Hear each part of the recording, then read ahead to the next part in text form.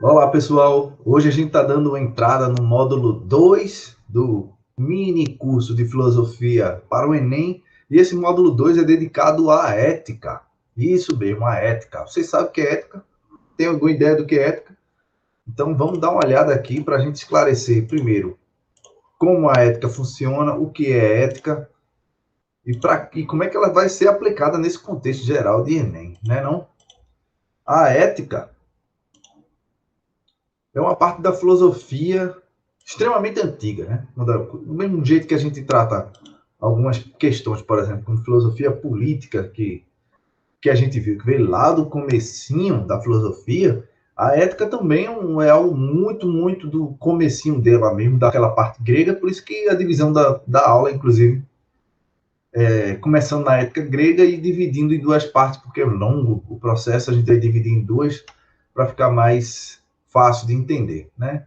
E a gente fala-se muito sobre ético, né? Ser ético, ser uma pessoa mais ética, ética de ambiente, ética ambiental, ética na política, ética em um monte de canto, mas no final das contas, que desgraça, que danado é ética, né? Primeiro a gente precisa fazer uma distinção entre ética e moral.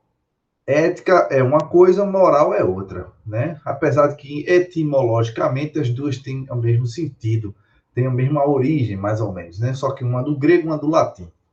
Enquanto ética tem a ver com ethos, no sentido de a morada, o lugar, o jeito de determinado grupo se comportar, né?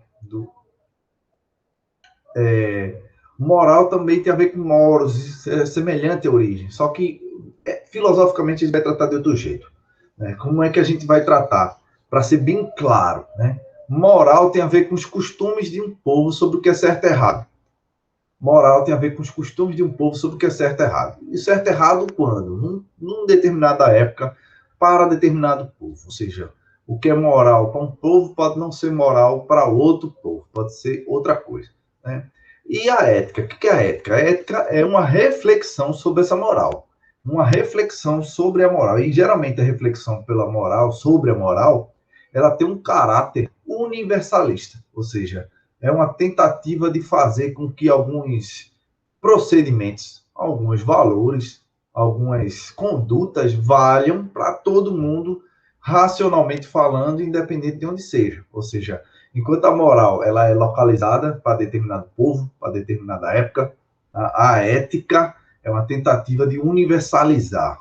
Por isso que a ética é propriamente filosófica, porque é uma tentativa de pensar princípios gerais sobre a condução, sobre a ação, sobre aquilo que se deve fazer, o que pode ser feito, qual é o melhor a ser feito. Por isso que a ética é um campo de debate muito florescente dentro da filosofia, muito forte, porque é sempre um problema de quais princípios a gente deve seguir. Então, nesse sentido, a moral é um conjunto de princípios que vai lidar com conjunto que vai lidar com princípios, né, com normas, com costumes, sempre relativo ao que é certo e errado, enquanto a ética é a reflexão sobre isso. Para ficar bem claro, a reflexão sobre isso e gera, lógico, conceitos universalizáveis, a ética. Então, algumas coisas a gente precisa tomar em consideração que alguns atos são considerados morais, ou seja, certos para determinados âmbitos, outros não são certos, são imorais, e outros nenhum nem outro. Por exemplo, se alguma pessoa passar mal no meio da rua e você tentar salvá-la, é considerado um ato moral, né? O certo a ser feito. Mas, por exemplo, essa foto aí do cabo andando só com a máscara tapando os órgãozinhos dele, né? A gente poderia considerar imoral, dependendo do contexto. Aí foi uma tentativa de um contexto artístico, né, para lidar com o problema, né? E aí entraria o debate sobre até onde vai a arte, até onde ela pode ser considerada moral ou imoral. Mas, por exemplo, correr no meio da rua geralmente é um ato considerado amoral, né? Um exercício, uma prática, né? Andar por aí, correr na nossa sociedade é visto como uma espécie de prática de bem-estar. Mas um simples ato, por exemplo, de andar de bicicleta pode ser considerado um ato imoral. Por exemplo, o sonho de Wadidja, uma menininha, ela tem um problema muito grave porque ela quer andar de bicicleta, né? E na sociedade onde ela vive, andar de bicicleta é só para os homens, as meninas não podem, é considerado um ato imoral. Então, um simples ato de andar de bicicleta parece tão simples, né, tão cotidiano, dentro de determinados contextos, pode ser considerado algo imoral, ou seja, não é certo a fazer. E quais são esses critérios? Por que esses critérios são obedecidos lá e não são obedecidos aqui? Por que isso, né? Então, para entender como é que isso funciona, a gente recorre geralmente ao pensamento filosófico e qual era a guerra que ele se intrometeu para começar essa bagunça toda. Essa guerra começa lá com o que a gente poderia chamar de moral antiga, a moral dos guerreiros, a moral que aparece nos livros de Homero, né, Ilíada, na Odisseia, né, aquela ideia aquela moral influenciada pelo mito. É a moral consanguínea, dizer que o cara é nobre porque ele é filho dos deuses, descendente dos deuses, dos primeiros cidadãos, ele é mais nobre que todo mundo por causa disso. É como se ele tivesse uma consanguinidade que já lhe prestasse determinadas características. Então, e o cara ia ser o bonzão, independente de onde fosse. Isso é algo comum que tem em várias culturas também, né? Essa ideia de hereditariedade da moral. E quando surgiram um grupo de filósofos chamados sofistas, eles puseram principalmente essa ideia de moralidade herdada, dá para dizer assim, em xeque. Né? Que os sofistas, eles eram professores que migravam de cidades em cidades, né? E essa ideia, essa migração de cidades, né? Eles eram considerados, sofistas vem de sófos, de sábios, muita gente considerava eles os sabidão, porque eles tinham conhecimento sobre gramática, sobre retórica, sobre como falar bem, como debater. Eles foram criando esses conhecimentos e vendendo esses conhecimentos de cidade em cidade. E justamente esse modo andarilho de ser, né, faz com que que eles vissem várias culturas distintas, e essas várias culturas distintas fizeram com que várias modalidades de como entender o mundo surgisse. Ou seja, num determinado local, um grupo dizia que o certo era aquilo, no outro local já era diferente, no outro já é uma terceira opção. Ou seja, para eles, os seres humanos eram, no final das contas, quem ditava as regras. Que é a frase que ficou bastante famosa com Protágoras, que o homem é a medida de todas as coisas. E nesse embate a gente vai ver também como Sócrates lidou com esse problema. Ele não gostou dessa situação, ele não aceitava, achava que os sofistas estavam ludibriando, né? E que era possível sim chegar a verdades universais, coisas que eram válidas para todo mundo, independente do seu contexto, né?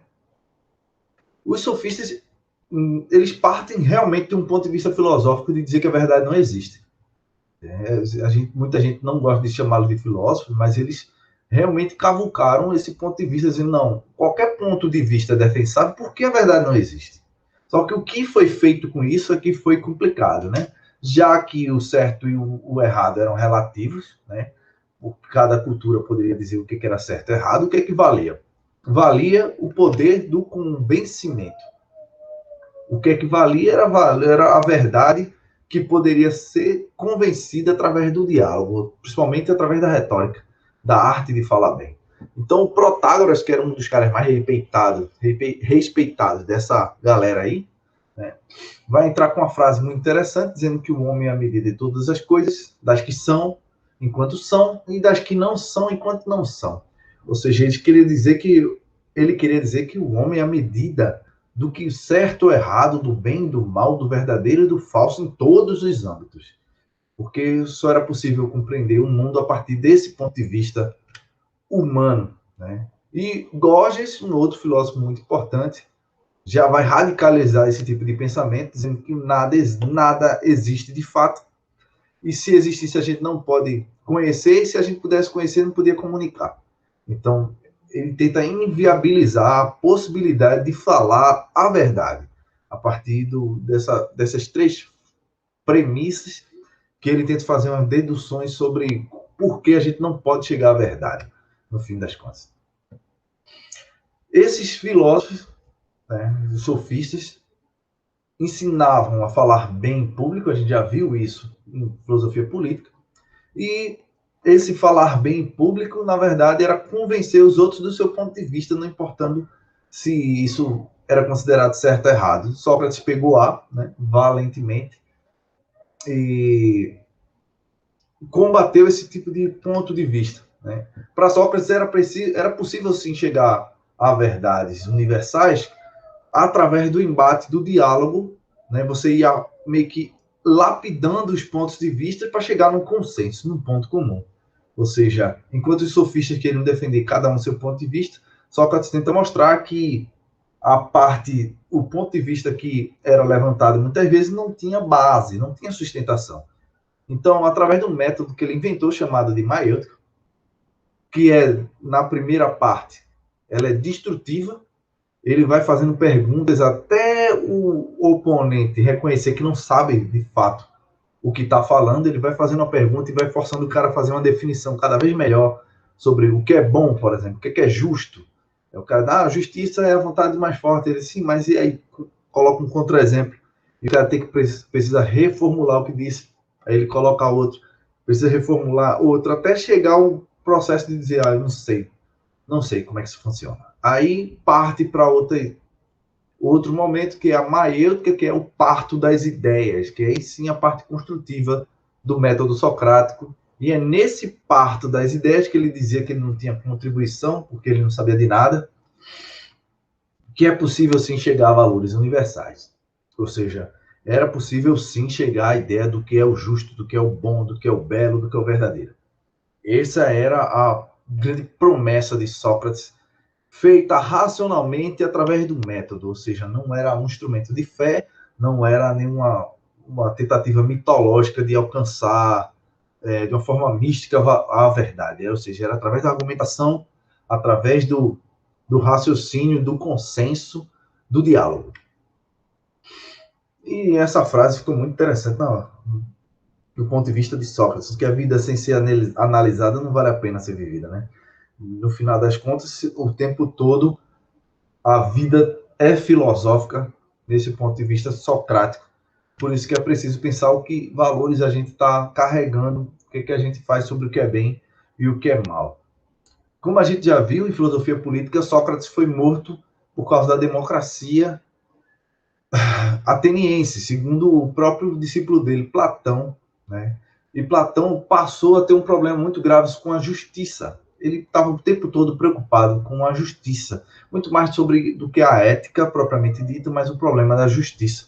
Isso fica bem bastante conhecido de uma forma sobre a educação, sobre a justiça, sobre a política, sobre a teoria do conhecimento, sobre um monte de coisa junto, nessa ideia do mito da caverna, que a gente já viu, né? Mas que retrata pessoas que estão acorrentadas no fundo de uma caverna, que só podem olhar para frente e ver o fundo da caverna, os objetos que estão lá, passando de um muro, atrás de um muro que é iluminado por uma fogueira. Né? Então, essas pessoas elas só veem as sombras dos objetos reais. Elas nunca viram objetos reais. E Platão pergunta, né, se um dia essa pessoa se soltasse e pudesse caminhar para fora, o que é que aconteceria, né? Aí diz que no final das contas essa pessoa ia conseguir ver os objetos reais, ver finalmente o Sol e compreender que o Sol é a fonte de toda a verdade, na lógica dele, na alegoria dele. O bem é aquilo que ilumina toda a vida, que dá sentido a toda a existência. E depois de descobrir, chegar à ideia do bem, era obrigação da pessoa voltar para poder tentar convencer os seus concidadãos da verdade que enxergou. Ou seja, o processo de desprender dos sentidos e cada vez mais abstratamente a ideia do bem, através da filosofia, do diálogo, da dialética, faz com que o indivíduo queira voltar para trazer essa boa nova filosófica, né? Dá para dizer assim. E isso era o papel do filósofo, o papel do educador, o papel daquele que procura e que busca a verdade.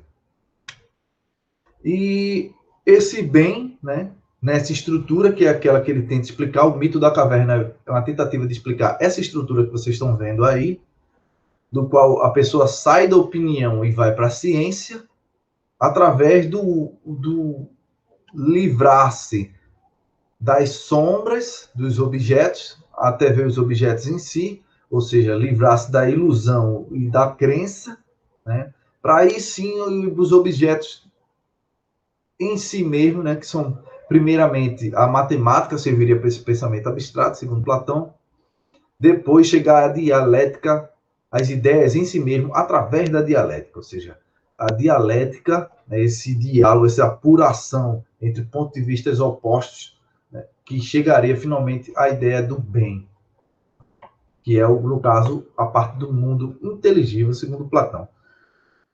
Então, Platão muito dedicado a essa ideia do bem, a ideia do que deve ser feito através da justiça, como encontrar a justiça.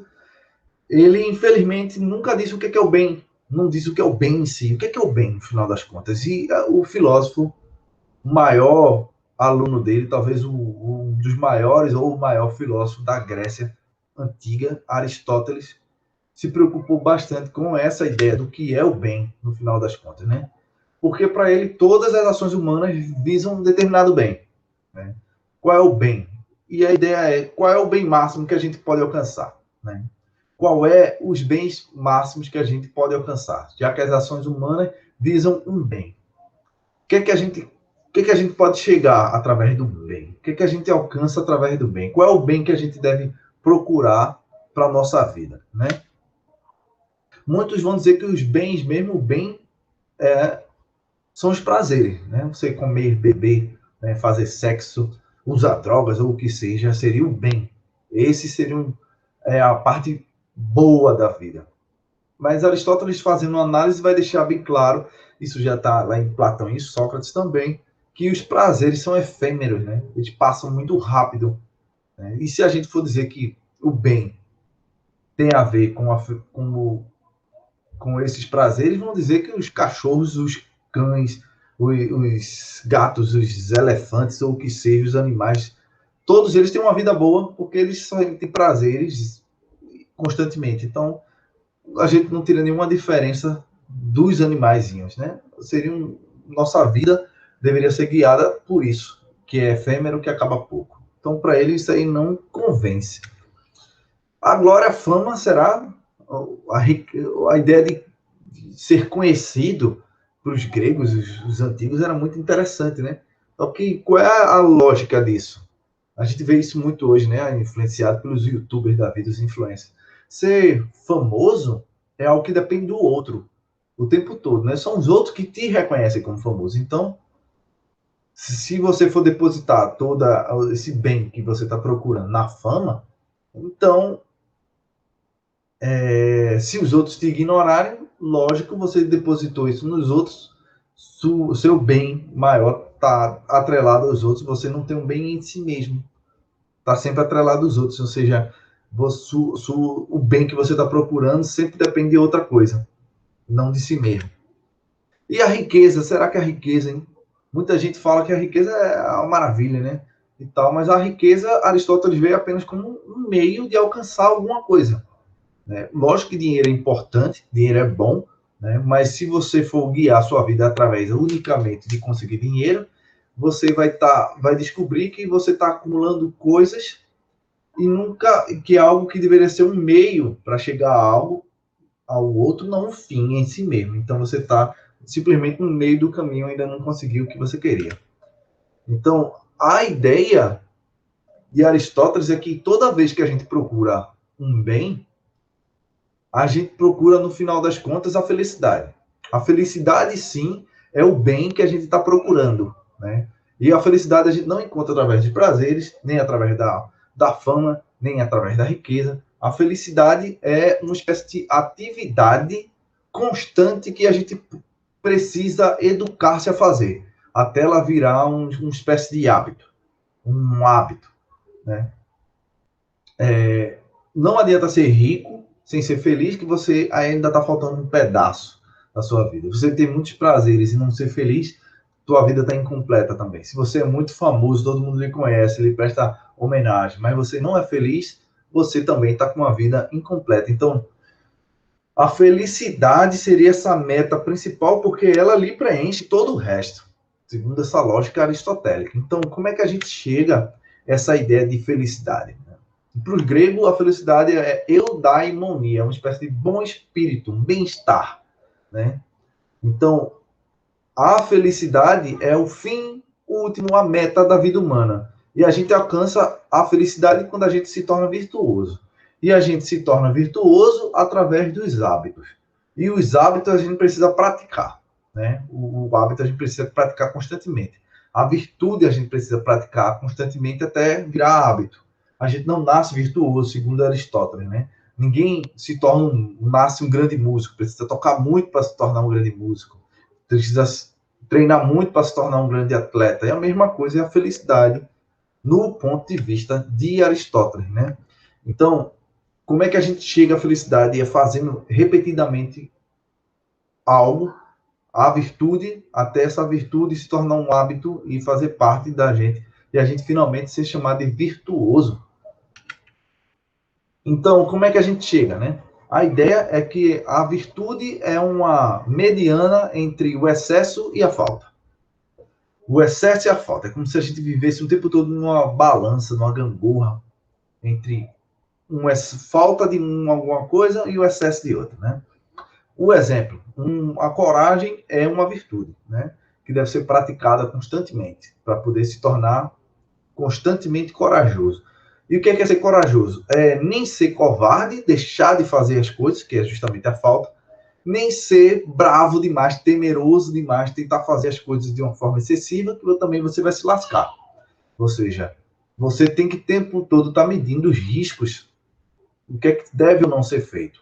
E agir. Então, a coragem é uma espécie de mediana entre as virtudes. Aí tem uma tábua de virtudes, dá para dizer assim, de Aristóteles, os vícios, que são os extremos, e o meio termo, que é a virtude, né? Se um cara nunca gasta dinheiro, ele é chamado de avarento. E se ele gasta demais, ele está esbanjando. Então, para Aristóteles, o meio termo é ser a liberalidade, ou seja, gastar quando lhe for necessário. Aí tem uma tábua, vocês podem dar pausa depois e olhar esses termos com cuidado, né, para poder ver como Aristóteles contrabalança, pensa essa ideia de justa medida. Ou seja, o bem para Aristóteles não é algo estático, algo que você adquire e agora é seu. Não, é o tempo todo um processo, um trabalho vigilante de o tempo todo você está entre excesso e a falta, praticando ações virtuosas. Nem sempre você vai acertar, aí você vai pender mais para um lado do que para o outro, e é justamente nesse processo que se vai adquirindo experiência, e com a experiência vai se adquirindo uma espécie de sabedoria, né? Uma sabedoria prática, se tornando algo muito inteligente, uma pessoa muito virtuosa nesse ponto de vista aristotélico. Por isso que ele dizia até que não se pode se formar um filósofo cedo, criança, não existe filósofo criança.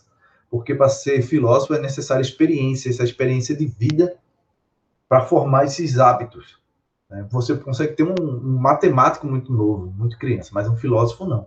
O filósofo precisa do tempo de maturação dentro dessa época aristotélica. E aí, o que é que acharam? Acharam interessante esse ponto de vista aristotélico sobre o que é o bem?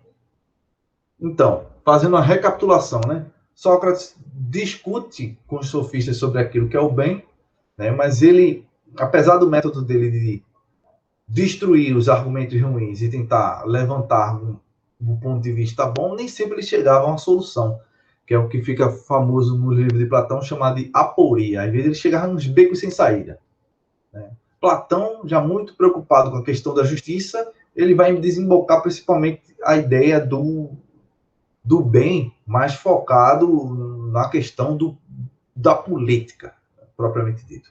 Aristóteles vai ser, sim, um grande filósofo que vai trabalhar a ética no livro Ética Nicômaco e em outra obra também, mas principalmente na Ética Nicômaco, um livro dedicado ao filho dele, no qual ele vai lançar essa noção de que a gente pode sim chegar à felicidade, a gente chega à felicidade através da prática da virtude, e a prática da virtude a gente precisa transformar num hábito constante. E o que é ser virtuoso? Ser virtuoso é estar o tempo todo entre excesso e a falta, caminhando pelo meio, o caminho do meio. Não é 50%, ele deixa bem claro, não é fazer uma métrica e dizer 50%, vou fazer 50%. Às vezes é 60%, às vezes é 70%, às vezes é 40%, depende, é algo maleável, porque a vida traz esses imprevistos.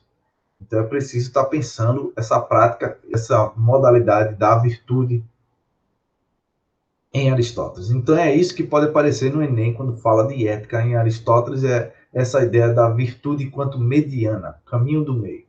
Beleza? Então, um abraço para vocês e até a próxima aula. Valeu e até mais.